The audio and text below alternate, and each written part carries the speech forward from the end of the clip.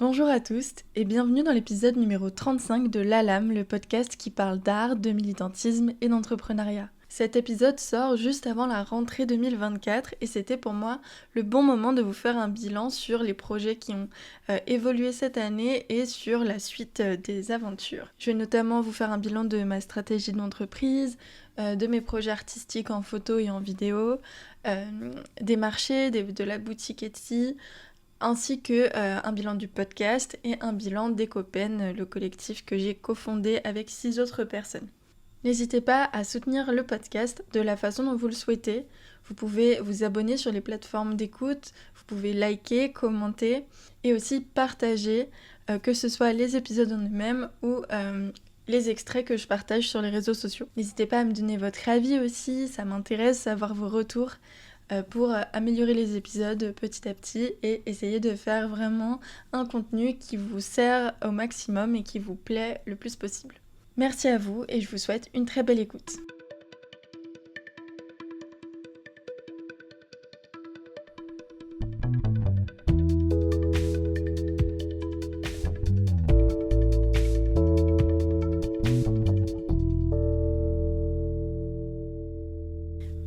Bonjour. Alors, je vous parle aujourd'hui, nous sommes le 27 août. J'enregistre cet épisode au dernier moment car il sort demain. Mais je suis très contente de l'enregistrer aujourd'hui car je suis de très bonne humeur. Et c'est aujourd'hui la version de moi-même sage et posée qui vous parle car je rentre de vacances. Et oui, j'ai pris des vacances et c'était super. C'est une super idée. Ce sera mon premier point, prenez des vacances.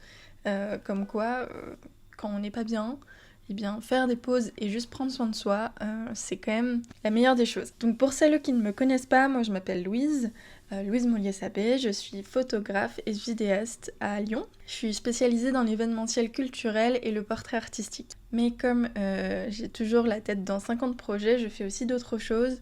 Je suis aussi podcasteuse du coup pour l'ALAM, le podcast que j'ai créé et que je gère toute seule.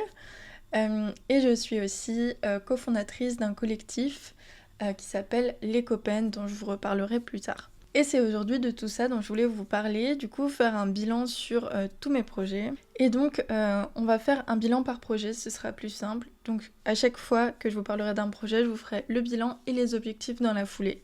Et on va commencer tout de suite parce que j'ai vraiment beaucoup de choses à vous dire. J'aimerais commencer par le bilan un peu humain de cette année parce qu'il n'a pas été très rose. Honnêtement, je pense que vous l'aurez vu au travers de tous les épisodes que je vous ai sortis, car je tiens à dire que j'ai quand même tenu le podcast et j'ai été toujours à l'heure, j'en suis très heureuse, mais je pense que vous l'avez vu, il y a des fois où ça allait pas du tout. Et ça a été une année très difficile pour moi, pour plein de raisons totalement personnelles, mais aussi du fait du contexte actuel, hein, je pense que ça touche tout le monde. Mais si je dois vous faire un gros résumé, j'ai fait un gros burn-out cette année. Et malgré tout, vu que j'avais pas de sous, je devais continuer à travailler, machin, donc j'ai jamais vraiment arrêté de travailler, même si des fois juste j'y arrivais plus. Mais voilà, j'ai pas fait de pause réellement. Et ça a été très très compliqué pour moi cette année de tenir tout ça à bout de bras. Mais je l'ai quand même fait. Je sais pas comment je m'en suis sortie, mais je l'ai quand même fait. Et je tiens à dire d'ailleurs que voilà, je dis que j'ai vraiment plus d'argent et c'est le cas, mais j'ai conscience de la chance que j'ai de ne pas être à la rue. J'ai des parents qui peuvent m'aider quand j'ai des problématiques, enfin voilà. Donc voilà, faut pas hésiter à rappeler toujours ses privilèges et ses chances. C'est toujours important de rappeler que voilà, on a quand même des privilèges. D'ailleurs, souvent, si on travaille dans la culture pendant longtemps sans gagner d'argent, c'est aussi que on a des gens qui peuvent nous aider quand nous, on n'a plus de sous. Voilà. C'est pour ça qu'il faut se battre aussi pour que tout le monde puisse avoir accès à ce genre de travail. C'est que si la culture ne rémunère pas, si on vient pas d'une famille de classe moyenne qui a les sous de pouvoir parfois envoyer un peu d'argent, on peut juste pas tenir. Donc, enfin bref, je sais pas pourquoi je rappelle tout ça, mais je l'ai rappelé. Mon entreprise, ça allait, mais j'avais toujours pas assez d'argent pour subvenir vraiment à mes besoins. Et tout ça, c'est compliqué quand ça fait déjà 2 ans et demi que tu t'es lancé à fond et que tu travailles comme une acharnée. Ne pas pouvoir être autonome financièrement, totalement, c'est vraiment difficile. Et c'est un peu rabaissant, genre. C'est un peu dur à assumer. Après, je sais que j'ai vraiment choisi le pire secteur et que c'est normal. Mais ça aide pas non plus, enfin c'est quand même psychologiquement très, très difficile à tenir. Donc, et là-dessus, dans cette marée, dans cette tempête, il y a eu les élections, du coup, avec la dissolution de l'Assemblée, etc. Donc ça m'a pas aidé non plus à avoir une santé mentale stable, même si je pense qu'il y a des gens pour qui c'était encore plus stressant que moi. N'empêche que ça m'a beaucoup touchée en tant que personne humaine et en tant que militante et tout. Et en plus aussi, on sait que la culture, ce sera vraiment un des premiers secteurs touchés. Déjà que la culture, ça tient sur trois petites boîtes d'allumettes, même pas. Enfin, je sais pas comment dire, mais là, le secteur est vraiment en train de se mourir. Alors, en plus, avec un gouvernement d'extrême droite, je donne pas cher de notre peau. Et je tiens à rappeler quand même qu'il y a des gens pour qui ce sera encore plus difficile que moi, notamment les personnes racisées, les personnes trans, etc. On s'est sorti de cette année, je sais pas comment, mais on s'en est sorti. J'ai pris la meilleure décision que je n'ai pas prise depuis longtemps, c'est de faire une pause. En fait, quand ça marche pas, ça marche pas. Quand ton cerveau ne fonctionne pas, ça ne fonctionne pas. Et du coup, j'avais vraiment besoin de prendre du temps pour moi et de ne plus toucher à mon téléphone, de ne plus penser à mon entreprise, de ne plus penser à rien, parce que des fois, même ton métier de rêve, même ton métier passion, il peut te détruire quand ça ne marche pas bien et quand tu ne vas pas bien. Donc, j'ai fait une grosse pause, je suis partie en vacances et j'ai vraiment eu de la chance de pouvoir partir chez des potes, par exemple, du coup dans des vacances vraiment pas chères, et de pouvoir partir une semaine en Italie avec mes potes qui ont payé beaucoup plus cher que moi pour que je puisse partir avec eux. Donc merci à tous les gens qui m'ont financé cette année mes vacances. Sans vous, je ne serais pas partie et vraiment, ça m'a vraiment fait le plus grand bien et c'était même pas une volonté, là c'était une nécessité. Mais écoutez, quand on fait ce qu'on nous dit de faire, ça marche bien, hein. Ça va mieux là, ça va vraiment beaucoup mieux. Les vacances, ça change tout. Et j'ai vraiment eu de la chance, je sais qu'il y a plein de gens qui ne partent pas en vacances. Et moi-même, je suis pas partie pendant longtemps depuis que j'ai lancé ma boîte. Donc écoutez, ouais, c'est ça, ça va mieux. J'ai retrouvé ma tête, j'ai retrouvé l'envie aussi de travailler, mais de travailler bien, de travailler cadré. J'ai retrouvé la vibes. J'ai retrouvé la vibes. J'avais plus la vibes, j'avais plus la flamme, il y avait plus rien. Et ça va quand même beaucoup mieux. Donc voilà, je vais essayer de tenir un peu les bonnes résolutions que je me suis fait cet été pour... faire attention à ma santé mentale, surtout parce que c'est surtout ça qui n'est pas passé cette année. Voilà. Donc faites attention à votre santé mentale et prenez soin de vous, même si c'est une phrase un peu chiante parce que quand tu vas pas bien, ça veut rien dire, mais voilà, accordez-vous du temps et vous méritez de vous envoyer de l'amour et qu'on vous envoie de l'amour. Et du coup, les bonnes résolutions que j'ai prises, c'est de faire attention à ce que j'accepte ou pas. Je l'avais déjà dit au début de l'année, ça, parce que ça allait déjà pas bien, en fait, ça fait longtemps que ça allait pas bien. Mais en fait, je passe mon temps à accepter beaucoup de choses et à me lancer plein de défis et faire plein de choses. Et vous allez voir, j'ai quand même encore plein de défis pour cette année. Mais en fait, je suis dans des périodes où j'abats un boulot de ouf et je fais 1000 choses. Et du coup, je m'épuise et après, je meurs. Et là, j'ai plus envie de ça, en fait. J'ai envie de vraiment étaler mes projets, de timer mes projets et de prendre du temps pour moi sur la route aussi. Et ça, c'est quelque chose que je faisais pas. Et en fait, les petits moments où on peut prendre du temps pour soi, juste les attraper et le faire, ça fait grave du bien. Et j'ai vraiment envie de mettre ça en place pour que ça aille mieux à long terme, quoi. Donc, dans mes bonnes résolutions, c'est aussi de m'éloigner des écrans, par exemple, parce que les moments où je me reposais, c'est des moments où je regardais des vidéos, où je scrollais sur mon tel et tout. Et en fait, ça me repose pas vraiment. En gros du gros, c'est vraiment surtout me dégager mes matins et mes soirs, loin de mon téléphone, et me dégager un jour par semaine, et me dégager du temps pour faire de l'activité physique. C'est devenu un besoin, donc je me suis mise à courir, les gars. Voilà. Et c'est trop bien, c'est gratuit, c'est super. Pour en finir sur ce bilan humain, je voulais aussi, juste faire un petit point sur le fait que maintenant... J'étais déjà organisée dans mon travail, alors on dirait pas parce que dans ma vie je suis très bordélique, mais dans le travail je suis très organisée. Du coup j'avais déjà une organisation pas mal du travail, mais là j'y suis passée dans l'organisation vénère. La fin d'année, je me suis dit c'est plus possible de pas savoir où mettre la tête et tout. Et maintenant j'ai timé en fait tous mes projets, je sais quel temps je dois mettre où, je sais quel temps je dois me dégager pour moi, et je sais ce que je fais, à quelle heure, à quel truc. Et ça, je vous en reparlerai dans un mois, puisque ce sera mon prochain épisode solo sur l'organisation, mes outils d'organisation. Mais je sais exactement où je vais, quand je le fais et machin. Et c'est tellement... Ça aide pour la tête en fait. Je sais que tout est quelque part et que j'ai pas besoin d'y réfléchir tout le temps. Et ça m'aide énormément. Voilà, c'était aussi un petit truc qui m'a fait du bien. On va passer au bilan par projet et je vais arrêter, je vous promets, de divaguer. Je vais juste lire mon script et je vais être assez concise cette fois-ci parce que j'ai quand même 6 projets à vous parler. Donc on va commencer par le bilan et les objectifs de mon entreprise, le bilan et les objectifs de la photo et de la vidéo, ensuite le bilan et les objectifs des projets artistiques, puis de la boutique et des marchés, puis du podcast et enfin des copains. Pour le bilan de mon entreprise, actuellement je suis à sec de trésorerie. Cette année j'ai déménagé et je suis partie en vacances. Donc je n'ai plus d'argent car mon entreprise me permet à peine de vivre. Donc voilà, faire un déménagement et des vacances c'est juste pas adéquat et je n'ai plus d'argent de côté. Mais j'imagine que ça devrait aller mieux d'ici octobre parce que maintenant j'habite avec quelqu'un, donc je paye 2 fois moins de loyer. Donc la trésorerie devrait remonter. J'ai continué toute l'année à communiquer sur LinkedIn et Instagram pour ma boîte et à démarcher par mail. Ce sont des réseaux sociaux qui me conviennent pour ce que je fais. Au niveau de mes sources de revenus, je gagne de l'argent notamment avec mes photos de concert. Je gagne de l'argent aussi avec mes photos et vidéos pour des particuliers, donc par exemple vidéos de mariage, photos de naissance, etc. Je gagne aussi de l'argent grâce à la boutique et au marché.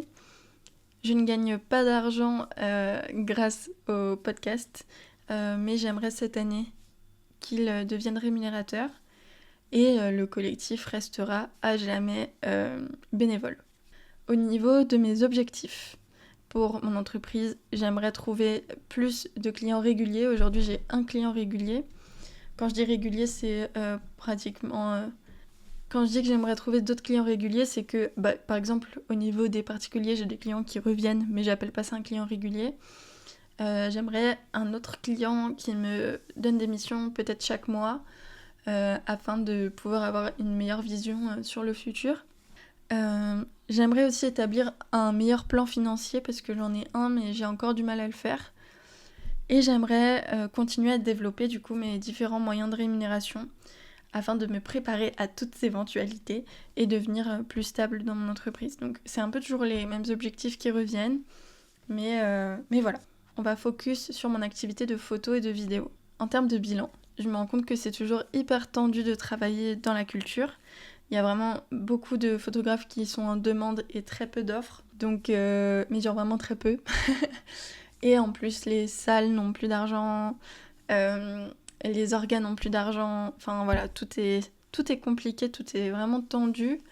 Et du coup, je ne peux pas être photographe uniquement dans la culture. Donc je continue les concerts, mais à part ça, j'ai pas grand chose d'autre. J'ai pas d'artistes qui viennent me demander des projets pour leur pochette d'album ou quoi, alors que c'est vraiment quelque chose que j'aimerais faire. Je pense que je suis pas assez connue pour toucher les gros artistes et que les petits artistes qui sont intéressés par mon travail n'ont pas les sous de me payer. Du coup, je me concentre aussi sur les particuliers. Et d'ailleurs, j'en ai pas parlé, mais j'ai aussi fait quelques entreprises cette année quand même. Mais c'était souvent pas ce que je préférais parce que si je fais des entreprises, j'aimerais vraiment que ce soit des entreprises qui sont dans mes valeurs, etc. Là, c'était pas des entreprises en dehors de mes valeurs, mais j'aimerais beaucoup plus faire de l'entreprise engagée et tout. Et aussi dans la culture, j'ai oublié, mais j'ai fait un festival de cinéma.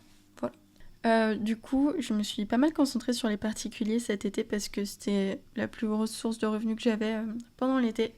Et j'ai adoré.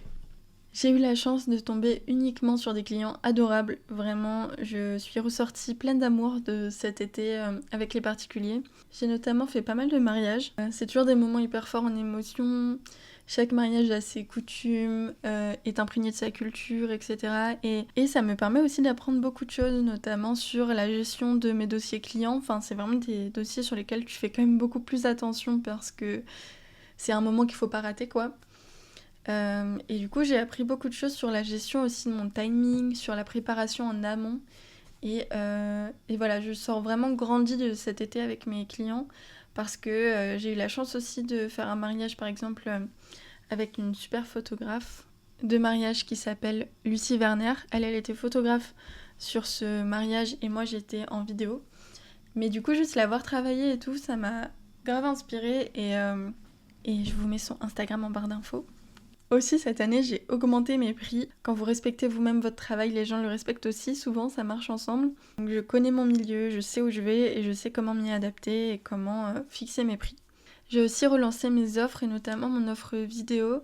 J'ai fait 2 vidéos de mariage cette année et j'ai fait aussi 2 autres vidéos pour des entreprises. Quels sont mes objectifs du coup pour la photo et la vidéo ? J'aimerais trouver plus de clients dans la culture, ça c'est toujours la même rengaine, mais c'est vraiment le secteur qui me plaît, donc voilà, si jamais vous avez besoin de vidéos en musique, en danse, en théâtre, en ciné, en quoi que ce soit, c'est mon secteur de rêve et de cœur et du coup, n'hésitez pas à me contacter. Et j'aimerais continuer aussi à signer des contrats de mariage parce que, qui l'eût cru, j'adore ça. Et j'aimerais, comme dit plus haut, trouver d'autres clients réguliers. Nous allons passer à mes projets artistiques. Par projet artistique, j'entends notamment photos parce que c'est ça que je fais le plus. Donc si vous regardez mon Instagram, je fais beaucoup de photos artistiques. Et c'est quelque chose que je n'ai plus le temps de faire depuis que je suis en auto-entreprise. Enfin, beaucoup moins en tout cas. Et quelque chose qui me manque beaucoup. Et c'est un objectif qui revient et que j'ai vraiment toujours du mal à accomplir. Et du coup là, bilan, cette année, je n'ai toujours pas fait de photos artistiques. Voilà. Enfin, je dis ça, j'en ai fait une. Peut-être un autoportrait de moi, mais je crois que c'est tout. Hein. Dur. J'ai fait un projet artistique quand même pour Opium du Peuple. Enfin voilà, j'ai dit plus haut que j'avais pas fait de photos pour des groupes, mais si, j'en ai fait une. J'ai quand même fait l'affiche de tournée de Opium du Peuple, un groupe de punk, donc c'est déjà pas mal quoi. Mais en termes de projet artistique pour moi, mes projets perso, je n'ai toujours rien fait. Par contre, attention nouveauté, j'ai pas shooté, mais j'ai grave taffé dessus, en prépa du coup, et j'ai beaucoup d'idées. Et j'ai beaucoup de structure aussi, donc c'est quand même un bon point. Cette année, en fait, j'aimerais beaucoup travailler en série, je crois que je vous l'ai déjà dit, mais j'ai beaucoup fait des shootings ça et là, et aujourd'hui j'aimerais faire des séries photos, et j'ai 2 idées de séries principales que j'aimerais appliquer cette année. Peut-être que je ferai aussi des shootings un peu what the fuck qui sortent un peu de ça, mais voilà, si je devais me concentrer sur quelque chose, ce serait ces 2 séries-là. Alors je vais pas vous dire les thèmes, je vais pas vous spoiler, mais voilà, j'ai 2 super idées, en vrai je suis trop contente et j'ai plein d'idées de shooting qui vont dedans. Le seul problème c'est que ça demande beaucoup d'argent de les faire, même si je vais à la recyclerie, même si je vais dans des fripes, dans des trucs, ça coûte quand même cher. Donc voilà, c'est des choses que je vais étaler sur l'année et je sais que c'est très exigeant, mais en objectif, j'aimerais beaucoup du coup faire au moins une série cette année et du coup faire au moins un shooting photo par mois. Voilà, quand je dis c'est très exigeant, c'est que vous allez voir le nombre d'objectifs que j'ai encore à côté sur le podcast, sur le collectif, sur la boutique, etc. Mais j'aimerais faire un shooting par mois. Voilà, ce serait mon goal. Et je mets ça aussi dans le projet artistique, mais ça c'est plus pour moi, même si un jour ça se trouve, ça deviendra plus loin, mais depuis que je suis jeune, j'écris, depuis que je suis toute petite, j'écris beaucoup. J'ai perdu ça, encore une fois, quand j'ai lancé mon entreprise. Putain, la meuf, elle a lancé son entreprise pour faire de l'art, et au final, elle en fait pas, mais c'est pas grave. C'est souvent comme ça, mais en gros, j'écrivais énormément, et j'ai complètement arrêté, et vraiment, ça redevient une envie énorme. Donc voilà, j'aimerais me remettre à écrire pour mes besoins personnels, pas forcément d'envie pro derrière, mais surtout, j'ai envie de réécrire. J'adorais ça et voilà, ça me manque. Donc je me mets pas d'objectif précis, mais j'aimerais que ça redevienne une habitude. Si j'enlève toutes mes heures de scrollage de réel, peut-être que ça pourrait me laisser du temps pour ça. Nous allons passer au prochain point. Le prochain projet, c'est la boutique et les marchés. J'ai mis ça ensemble parce que ça va vraiment ensemble. Nous allons commencer avec le bilan de la boutique. Bon les gars, ça fait longtemps que je vous en parle et que c'est toujours pareil, mais la boutique, j'ai encore du mal, hein. C'est pas du tout, je suis pas du tout à zéro, hein. Je suis vraiment en déficit là-dessus. J'ai beaucoup dépensé d'argent, notamment dans des tirages, enfin Picto, c'est mon imprimeur Picto, regardez-moi dans les yeux là, ça coûte trop cher. Et en même temps maintenant, vu que tous mes tirages sont chez Picto et qu'ils ont quand même une magnifique qualité, j'ai envie de rester chez Picto, j'ai pas envie de changer parce que comment faire si t'as des tirages de différents imprimeurs, tu mets différents prix machin, c'est chelou. Je suis chez Picto, je vais rester chez Picto pour l'instant, mais Picto ça coûte très cher et je n'en vends pas assez. J'en achète trop, je pense que j'ai une mauvaise gestion de stock aussi, j'ai vu trop grand et du coup à chaque fois j'ai acheté beaucoup. Et en fait à chaque fois que j'ai un nouvel objectif avec la boutique, j'achète beaucoup trop et ça me coûte trop cher. Et là, ça marche pas. Il y a un truc qui marche pas. En tout cas, je vends très peu sur la boutique, j'ai quand même vendu des trucs, hein, mais je vends très peu. Je communique mal dessus aussi, je pense. Je communique pas assez dessus et quand je communique dessus c'est surtout pour vendre, enfin c'est genre regardez j'ai ça, venez acheter ça, mais je pense qu'il faudrait que je recommunique aussi surtout pourquoi. En fait je vois que les boutiques qui marchent le mieux c'est celles des illustratrices qui ont des chaînes YouTube par exemple, parce qu'on voit l'implication qu'il y a derrière, on voit le storytelling. Moi il y a le storytelling il existe parce que c'est quelque chose que j'adore faire, mais juste je le montre pas, je le filme pas. Donc je pense que voilà, ça manque beaucoup de storytelling, ça manque d'histoire, ça manque de raison sur pourquoi mes produits valent le coup d'être achetés. Et voilà, c'est quelque chose qu'il faudrait que je mette en place cette année. J'aime plus l'orga des photos sur ma boutique Etsy, je trouve pas ça joli. En fait, je faisais une couleur par collection, mais Etsy en fait renouvelle les fiches souvent et du coup c'est tout mélangé maintenant. Et on comprend pas pourquoi il y a autant des marque-pages que des tirages et tout sur du violet. Enfin, tout est mélangé, quoi. Et du coup, les objectifs de cette année pour la boutique, ce serait déjà de refaire les photos de ma boutique pour que ce soit plus lisible. Je vais faire une photo par type, en fait, de produit. Donc, une photo pour les petites cartes, une couleur pour les petites cartes, une couleur de fond pour les petites cartes, une couleur de fond pour les marque-pages, une couleur de fond pour les stickers et une couleur de fond pour les tirages. Je pense que ça marchera beaucoup mieux pour la lisibilité de ma boutique. J'aimerais aussi du coup recommuniquer beaucoup plus sur le why, sur l'histoire derrière. Donc j'ai pas mal de projets comme ça depuis longtemps, mais à chaque fois j'ai pas le temps de les mettre en place. Mais j'aimerais faire des réels où je reparle de l'histoire qu'il y a derrière les shootings que j'ai en tirage sur ma boutique. J'aimerais faire aussi des réels sur regarder comment je prépare mes commandes, sur tout ça, j'adorais faire ça. Et j'aimerais aussi communiquer sur LinkedIn là-dessus, donc ça j'ai déjà des posts de prévus où pareil je reprends les mêmes schémas, donc c'est regarder tel shooting voulait dire tel truc, machin, enfin voilà. Reparler vraiment du pourquoi je fais tout ça. En fait juste parler comme une artiste qui vend ses œuvres quoi, alors que là j'avais pas le temps et du coup je disais juste regardez je vends des marque-pages. Non je vends pas des marque-pages moi, je vends des shootings photos qui me tiennent à cœur pour en plus refaire des shootings photos qui me tiennent à cœur, c'est pas la même chose quoi. Donc voilà, ça serait les objectifs pour la boutique. Et au niveau des marchés, cette année un de mes gros objectifs c'était de faire mes premiers marchés, j'en avais jamais fait. Et ça y est, j'ai fait 5 marchés, objectif accompli, 5 en plus c'est pas mal. J'ai fait des petits marchés, j'ai fait un gros marché. Alors j'ai toujours adoré, c'était des super moments, souvent tu rencontres plein de gens, plein d'autres créateurs. Ça a été aussi hyper formateur parce que c'est la première fois que je montrais mes photos IRL, enfin des photos imprimées que les gens regardaient et avoir des retours directs sur son travail c'est quand même hyper particulier. Parce que j'ai jamais exposé perso, tout le monde a exposé autour de moi mais moi j'ai jamais exposé. Je pense que j'ai un gros syndrome de l'imposteur aussi là-dessus.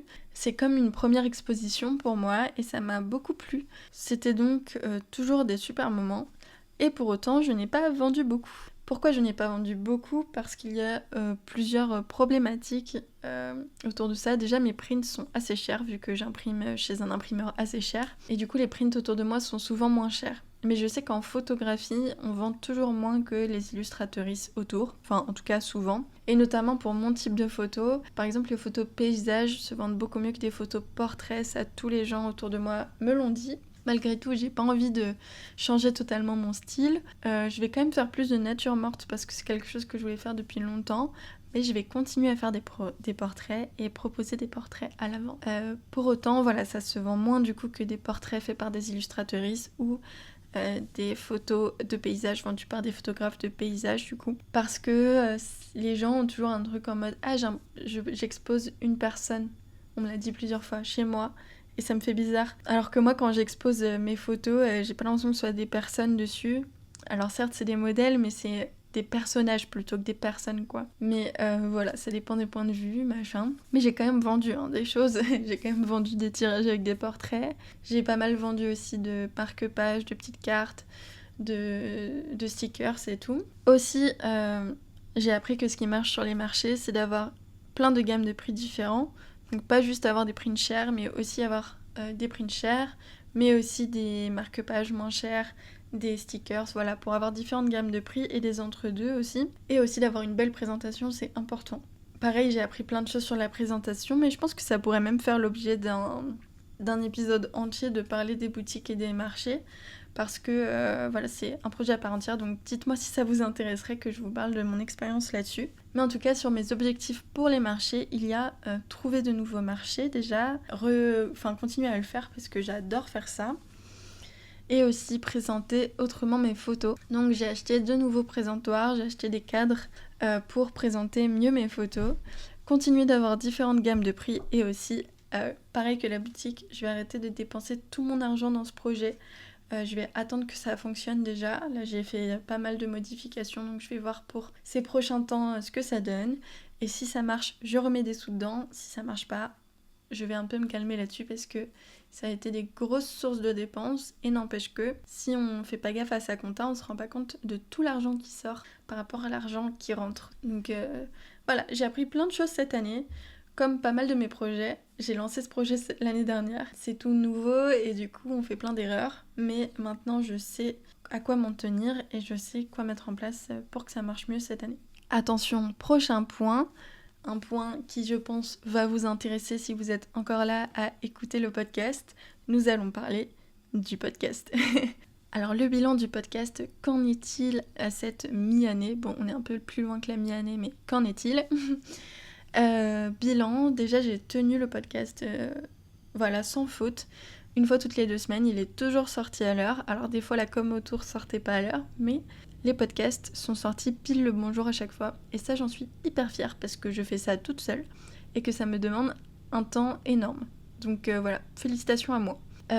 Pour ce qui est du contenu, j'en suis toujours très contente. Voilà, le petit point noir c'est le son pour les interviews parce que j'ai que un bon micro que j'utilise là tout de suite, mais il m'en faudrait un deuxième, sauf que les micros que j'achète sont très très chers et c'est pas du tout dans mon budget pour l'instant, donc voilà, je sais que mes sons en interview sont pas bons et j'aimerais vraiment améliorer ça cette année. Ça c'est sûr que je vais acheter un deuxième micro cette année parce que là il y a besoin.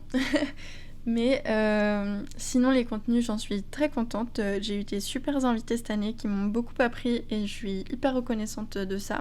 Au niveau des vues, c'est toujours le problème, c'est ce que je vous disais en début d'année. J'ai du mal à visibiliser le podcast. Et je vais être totalement transparente, je fais exactement les mêmes vues qu'en début d'année.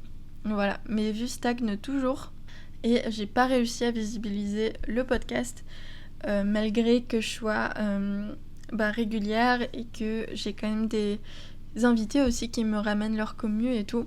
Mais j'ai vraiment du mal avec ça et ça me fait chier parce que c'est quand même... le podcast à la base c'est aussi pour visibiliser des projets. Alors si moi j'ai pas de visibilité, comment faire pour visibiliser d'autres projets ? Pourtant j'ai refait toute ma com, j'ai changé toutes mes illus, tout mon graphisme et tout. J'ai été régulière, j'ai invité des gens. Mais les vues stagnent toujours. Alors pourquoi, je ne sais pas. Si vous avez des conseils, n'hésitez pas. Il faut savoir quand même que j'ai quand même des vues. J'ai quand même pas mal d'écoutes, mais j'aimerais que ça augmente parce que j'aimerais vraiment visibiliser des projets qui me tiennent à cœur. Et pour l'instant, je leur apporte pas une énorme visibilité quand même. Donc voilà, là ça va être le gros projet de cette année, c'est continuer à visibiliser le podcast. Comme je vous l'ai dit, vous êtes les auditrices et du coup vous êtes les premiers, les premières à pouvoir m'aider là-dessus.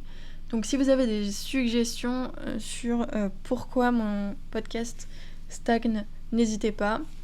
Si vous avez des pistes d'amélioration, n'hésitez pas. Des suggestions et tout, vraiment, ça me ferait très plaisir de vous lire. Et c'est pour ça qu'en début de chaque épisode aussi, je vous dis que voilà, si le podcast vous plaît, vraiment n'hésitez pas à le partager autour de vous, que ce soit en bouche à oreille ou sur les réseaux, parce que c'est ça en fait qui va m'aider aussi à continuer le podcast, à le faire survivre, etc. Parce que le visibiliser, c'est aussi pour que je puisse me rémunérer avec à un moment et que je puisse le continuer, parce que là, ça me prend vraiment beaucoup de temps chaque semaine. Alors que c'est du temps que je pourrais allouer à essayer de gagner de l'argent avec mon entreprise, voilà. Donc c'est un choix que j'ai fait et j'en suis très heureuse parce que je suis très heureuse de ce que donne le podcast. Mais voilà, si je veux le continuer à long terme, pour ma santé mentale, physique et la viabilité du projet, il va falloir faire des sous avec. Et du coup, le visibiliser, ça permettrait aussi ça. Nouveauté aussi que j'ai fait pour le podcast et que je n'avais jamais fait avant, c'est que j'ai eu le droit à un atelier gratuit de formation. Donc là, c'était sur la stratégie de financiarisation de son média. Et c'est quelque chose qui est accessible à tout le monde. C'est complètement gratuit à partir du moment où vous avez un projet média, quel qu'il soit. Donc moi, le podcast, c'est un projet média. Et comme vous le savez, je suis transparente et je donne tous mes tips. Donc je vous conseille d'aller au Hôtel 71 à Lyon. Vous pouvez aller sur leur site. Et c'est le comptoir de service, donc il y a les ateliers du jeudi, je crois que ça s'appelle comme ça. Donc en fait, tous les jeudis de l'année, ils vont faire une conférence ou un atelier pour vous aider sur votre projet média. Encore une fois, totalement gratuit, sur inscription. À Hôtel 71, par exemple, il y a aussi un incubateur de médias, si jamais vous voulez vraiment vous lancer à temps plein dans votre média. Mais sinon, au-delà d'être dans l'incubateur, vous pouvez aussi suivre du coup les ateliers du jeudi, accessibles à tout le monde, donc conférences ou ateliers avec des pros. Et en plus, moi, c'était quelqu'un d'hyper engagé qui avait fait l'atelier, la stratégie de financiarisation de Street Press, etc. Et aussi, vous pouvez faire un bilan de votre projet avec des conseillers du Hôtel 71. Donc, je vous conseille vraiment beaucoup. Ils vous donnent plein de tips, plein de contacts. C'est vraiment quelque chose à faire. Donc voilà, je vous mettrai en description tout ça. Nous allons passer maintenant aux objectifs du podcast pour cette année. Alors qu'en est-il de mes objectifs du podcast ? Déjà, j'ai une grosse annonce à vous faire. Je vous disais juste avant que j'ai un problème avec la visibilité du podcast, mais j'ai déjà la solution finalement pour pallier ce problème. Enfin, une solution en tout cas qui pourra m'aider à le faire.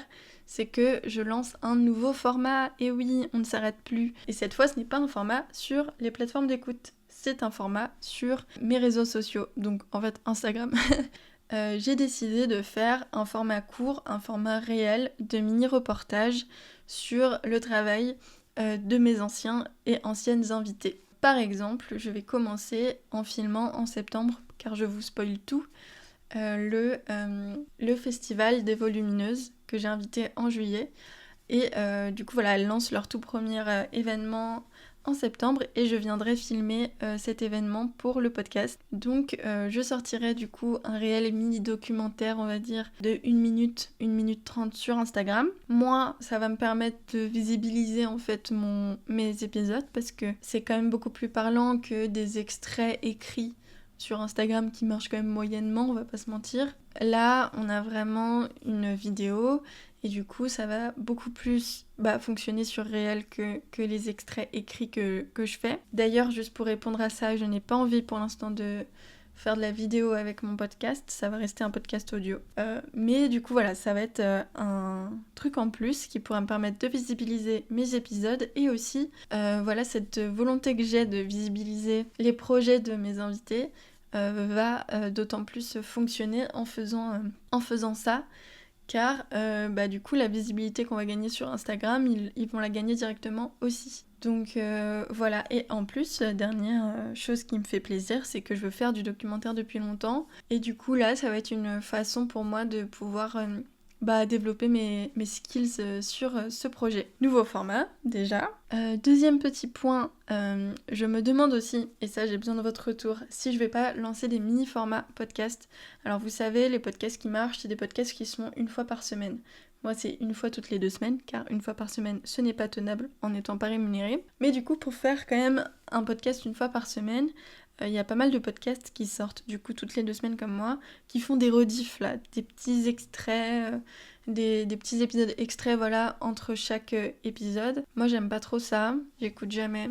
Par contre, il y a d'autres podcasts qui ont un petit concept en plus, comme par exemple pour le podcast d'Aline de The Bee Boost, elle fait des bottages de fesses, je crois que ça s'appelle comme ça. Et c'est des petits épisodes de 5-10 minutes où elle fait un autre sujet plutôt rapide. Je sais pas vous, moi j'écoute beaucoup moins les podcasts super courts, mais j'écoute seulement ceux d'Aline, parce que c'est une nouvelle chose. J'écoute pas du tout les rediffs, les trucs, ça m'intéresse pas. Mais ces petits formats courts, ils me plaisent quand même, parce que voilà, des fois je me dis, hop, petit truc. Et je me dis que déjà pour l'algorithme des plateformes, ça marche beaucoup, et que ça peut être toujours quelque chose en plus.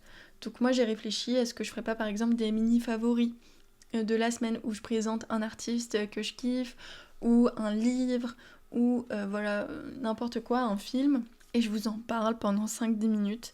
Moi ça me demande pas beaucoup d'efforts en plus, même si c'est quand même du temps en plus, mais ça pourrait peut-être aider aussi beaucoup à visibiliser le podcast. Donc voilà, j'ai besoin de votre avis. Est-ce que c'est quelque chose que vous pourriez écouter ? Est-ce que c'est quelque chose qui vous intéresserait ? Que je sortirais ça une fois toutes les 2 semaines entre chaque podcast. Et du coup, soit des favoris ou autre chose, si vous avez des idées, n'hésitez pas. Donc voilà, vous pouvez me donner votre avis en commentaire sur YouTube par exemple, ou un DM. Dites-moi tout. Aussi, j'ai vraiment les plus gros objectifs que j'ai cette année, c'est clairement sur le podcast. Mais voilà, encore une grosse annonce, attention. Je vais monétiser le podcast cette année. Voilà. En fait, chaque année, je me dis « Ah, j'aimerais trop que le podcast me rapporte des sous, etc. » Mais au vu de ma visibilité actuelle, si j'attends d'être rémunérée par les plateformes, je vais attendre encore longtemps. Pour autant, le podcast, c'est vraiment un projet qui me drive énormément. Et du coup, j'ai besoin qu'il soit monétisé plus vite parce que j'y mets vraiment, vraiment beaucoup de temps. Et du coup, j'ai eu mon petit atelier avec le Hôtel 71 qui m'ont dit que je pouvais carrément commencer dès maintenant en lançant une plateforme Patreon ou Tipeee et que ça marchait très bien aussi avec les petites communautés. Donc voilà, je vous préviens, ce sera sûrement janvier, je pense. J'aimerais monétiser le podcast cette année 2024-2025 en lançant un Patreon, un Tipeee. Je vais voir pour la plateforme la plus logique par rapport à ce que je fais. En gros, le podcast restera comme prévu totalement gratuit toujours, mais si vous voulez soutenir le podcast financièrement, vous le pourrez. Donc ça, c'est une promesse que je vous ai toujours faite et que je ferai toujours. Le podcast restera toujours entièrement gratuit. Si vous donnez des sous pour le Patreon ou le Tipeee, vous aurez rien en plus, en vrai. Mais ça me permettrait de m'aider à financer mon podcast. Il y a beaucoup de chaînes militantes qui fonctionnent comme ça. Et je pense que moi, je pourrais rentrer là-dedans. Et que je pense que j'apporte beaucoup de valeur comme avec mon podcast. Je donne plein de conseils, je donne tous mes réseaux, tous mes tips, tous mes trucs. J'essaye du coup aussi de mettre en avant des projets militants qui me tiennent à cœur et qui, je pense, sont importants pour essayer de changer les choses. Voilà, je donne beaucoup de ma personne pour ce podcast et même si j'ai toujours eu un syndrome de l'imposteur, là il est temps de sortir de ça et de me dire en fait je mérite aussi rémunération pour ce que je fais. Je mérite d'être payée en fait pour mon podcast parce que c'est beaucoup de travail, encore une fois, ça me demande environ entre 4 jours et 1 semaine par mois. Donc voilà, c'est 1 à 2 jours par semaine que je passe dessus. Donc c'est pour vous dire que c'est quand même énormément de charges de travail qui ne me rémunèrent pas du tout. Donc voilà, il est temps d'assumer. Je vais monétiser le podcast et je m'attends à rien au début, je sais que je vais pas gagner beaucoup, mais c'est un premier pas là-dedans qu'il faut que je franchisse. Donc voilà, je vais lancer ça. En fait, j'hésite entre novembre et janvier. Donc voilà, si vous voulez soutenir le podcast, encore une fois, vous pouvez le faire gratuitement en vraiment partageant, etc. Si je vous le dis, c'est que je manque de ça et quand vous le faites, ça marche vraiment. Je le vois dans les statistiques que ça marche. Donc n'hésitez pas. Et si vous voulez l'aider financièrement, vous le pourrez aussi très bientôt. Donc merci à tous ceux et toutes celles qui me soutiennent, qui m'écoutent tous les jours, qui m'écoutent à chaque épisode, pardon. Et j'espère que le podcast vous plaît toujours autant et qu'il vous sert et qu'il vous aide. Et pour pouvoir continuer, voilà, n'hésitez pas à me soutenir gratuitement ou financièrement parlant. Aussi, nouvel objectif de l'année, le Hôtel 71 m'a donné pas mal d'idées d'endroits où aller pour essayer de professionnaliser le podcast. Et du coup, je vais aller au Hôtel 71 très souvent déjà pour suivre les formations. Je vais aller aussi au Paris Podcast Festival en octobre. Et je vais aller aux autres endroits concernant le podcast qui pourraient m'aider. En fait, ce que m'a dit le Hôtel 71, c'est que mon projet est déjà hyper concret et hyper développé. D'habitude, les gens qui arrivent pour avoir de l'aide, c'est des gens qui ont fait 2 ou 3 épisodes. Moi, j'en ai 35. Enfin voilà, ils étaient quand même impressionnés par tout le boulot que j'avais accompli. Et c'est ouf parce que moi, je m'en étais pas rendu compte. Quand ils me l'ont dit, j'étais genre, ah, c'est vrai en fait. J'ai quand même beaucoup travaillé pour ce projet et j'ai jamais osé demander de l'aide. Donc voilà, je vais faire ce que j'ai fait avec la photo. J'ai commencé toute seule, j'ai galéré et j'ai pas osé demander de l'aide, j'ai pas osé demander de l'argent, j'ai pas osé me mettre en avant en fait. Parce que quand on est socialisé femme et quand on a été élevé comme une femme, souvent on n'est pas amené à prendre de la place. Et c'est toujours ce que je fais à chaque fois. Et la photo, j'ai perdu plein de contrats comme ça. C'est que j'ose pas me mettre en avant. J'ose pas dire moi je sais faire, je suis compétente. Alors que franchement, je suis compétente.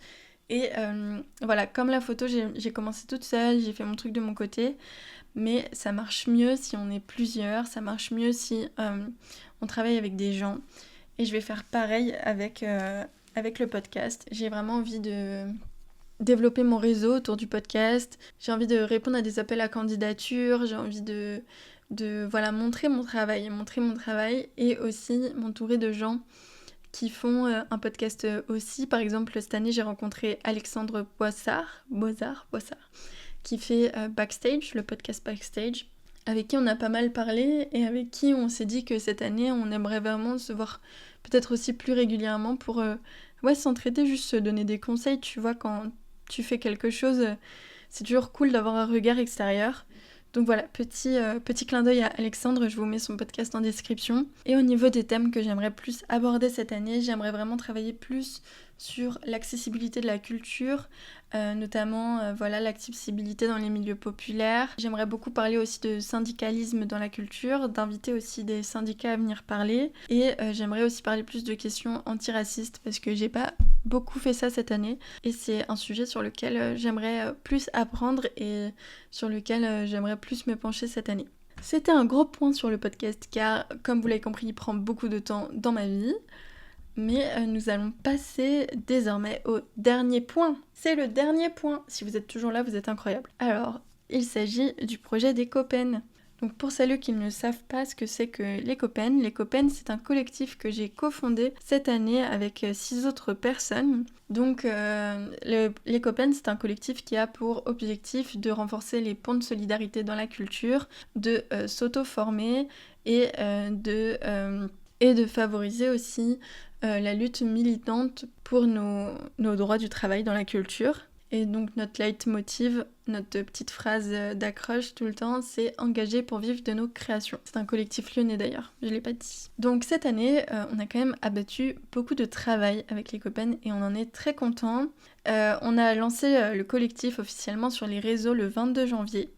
On a fait une grosse soirée de lancement en mode de réseautage entre artistes, pitch de projet, etc. Ça s'est vraiment trop bien passé et on avait que des gens ultra bienveillants, choupis, des gens qui n'ont pas l'habitude de prendre la parole, qui ont pris la parole. On était trop reconnaissants et reconnaissantes. On a fait aussi un atelier autogéré. Alors, un atelier autogéré, c'est un atelier où on invite un ou une professionnelle d'un secteur de la culture pour qu'ils fassent un atelier gratuit / prix libre pour les gens qui viennent et qui en ont besoin. Là, par exemple, l'atelier était à 2 € je crois, parce que c'était juste pour rembourser la salle, en fait.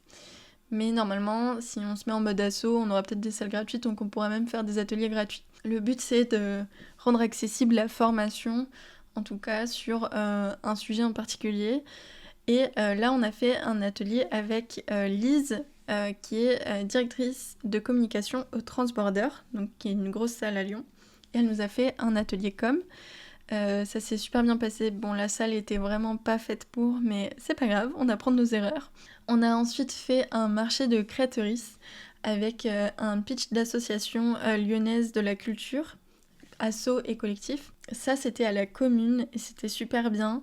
Alors c'était un contexte très compliqué parce qu'il y avait la Pride la veille, il y avait un autre festival de la culture en même temps. Voilà, les gens qui étaient faits pour venir nous voir, c'était pas le bon moment.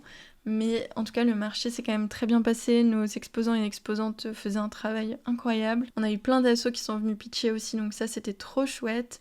Et voilà, ça nous a trop plu de faire ça. Et puis la commune, merci pour l'accueil. Vraiment, le lieu est incroyable. Donc on était très contents aussi de cet événement.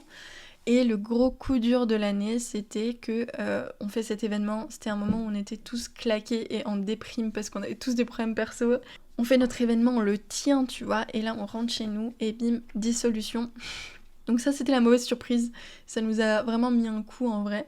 Ensuite, on s'est un peu reculé des réseaux, des copains, on a un peu pris du recul.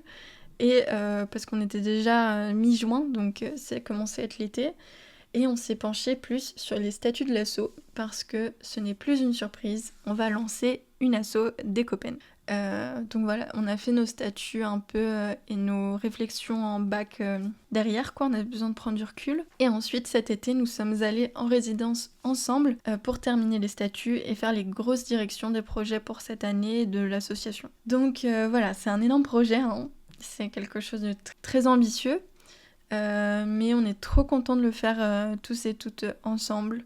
Le groupe marche vraiment très bien et on est très reconnaissants de tout ça. Alors j'en ai déjà beaucoup dit ici, donc j'arrête. Je me suis concentrée sur ce qu'on a fait.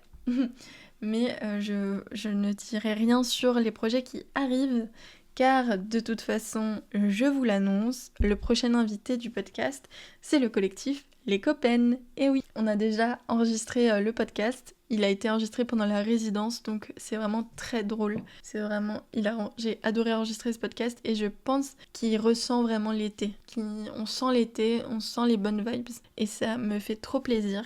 Je l'ai pas encore monté, je vais le faire très vite, mais je sais qu'il est trop chouette. Et voilà, on parle de notre bilan, de nos aspirations, de nos relations aussi entre nous, de ce qu'on veut faire et on vous annonce ce qui va se passer cette année. Donc voilà, on a trop hâte. C'est un projet qui me drive énormément, qui m'apporte beaucoup humainement. Et c'est assez ouf de se dire qu'on fait ça tous ensemble et que le groupe fonctionne et que ouais, on est tous là à mettre de l'énergie dans un projet commun. Et ça faisait très longtemps que j'avais pas fait des projets de groupe. Je fais beaucoup de choses seule dans mon travail. Et du coup, ça me fait vraiment plaisir de travailler sur un projet de groupe là-dessus et qui, je pense, a vraiment une utilité publique. Donc hâte de vous en dire plus. Écoutez, si vous êtes toujours là, merci beaucoup parce que j'ai vraiment beaucoup parlé, c'était très long. J'espère que ce podcast vous aura intéressé. Moi, j'adore écouter les bilans / objectifs de l'année des gens, donc j'espère que ce sera pareil pour vous. Ne vous inquiétez pas, vraiment, je vais beaucoup mieux et je tire des leçons de ce qui s'est passé précédemment. Donc si je dois faire un bilan général rapide, ça a été un début d'année vraiment très difficile, mais je m'en suis sortie et n'empêche, malgré toute cette tempête, j'ai tenu tous mes projets et j'en suis là aujourd'hui. Donc je suis reconnaissante et je suis reconnaissante des gens qui m'entourent aussi et je suis fière de moi. Voilà, maintenant c'est un truc que je vais dire, je suis fière de moi et je suis fière de ce que j'accomplis et je sais que je fais les choses pour les bonnes raisons et que merde, en fait je passe ma vie à essayer de faire les choses bien et à essayer d'aider les autres aussi. Et puis merde aussi, j'ai essayé de me lâcher la grappe parce que je me remets toujours en question, mais je sais que je fais les choses pour les bonnes raisons, que j'essaye toujours de faire mieux, de me remettre en question, d'aussi aider l'intérêt général quand je fais quelque chose, de pas être égoïste dans mes démarches et tout. Donc à un moment donné, soyez fiers de vous, soyez fiers de ce que vous accomplissez. Si vous essayez d'être un bon être humain, voilà, des fois on peut pas faire mieux. Et voilà, juste... Et voilà, des fois tout simplement ça fait du bien de se le dire. Donc je me le dis et je vous le dis, dites-vous que vous êtes fiers de vous. Voilà, on fait ce qu'on peut. Les projets que j'ai lancés en 2023 aujourd'hui se concrétisent et se développent bien, donc je suis contente. Il faut vraiment que je fasse plus d'argent, ça je le dis tout le temps, j'ai toujours pas assez d'argent, mais ça va venir, j'espère. Et je pense que cette année va me permettre de confirmer mes projets et puis de les ancrer dans le temps. Donc voilà, j'ai hâte de faire tout ça. J'ai hâte de prendre soin de moi aussi, de prendre du temps pour moi et ma santé. Et de prendre du temps pour prendre soin de mes clients, prendre soin de mes petits projets. J'ai hâte de cette année. Et puis voilà, comme d'hab, si vous cherchez une photographe et vidéaste qui est vraiment spécialisée dans les portraits et dans la photo de concert, etc., n'hésitez pas. Si vous cherchez une photographe ou une vidéaste pour votre mariage aussi, n'hésitez pas. Si vous voulez acheter et soutenir mon travail en achetant des tirages, en achetant des marque-pages, des photos que j'ai faites, vous pouvez trouver ma boutique Etsy en barre d'infos. Vous pouvez aussi me voir en marché assez souvent, j'annonce ça sur mon Instagram personnel. Et si vous voulez soutenir le podcast, n'hésitez pas à le partager autour de vous. Je vous souhaite énormément de bonnes choses pour vos projets, pour vos aspirations de cette année. Et je vous souhaite aussi bon courage parce que la rentrée politique va être, je pense, encore bien déroutante. Mais on va s'en sortir, on est tous ensemble, on est plus forts. Et voilà, on va d'être ça, on va tous d'être ça. Et on va d'être ça dans le militantisme aussi. C'est le moment où je me perds, alors je vous dis bonne journée. Et puis à dans 2 semaines pour un nouvel épisode avec les copains. Salut!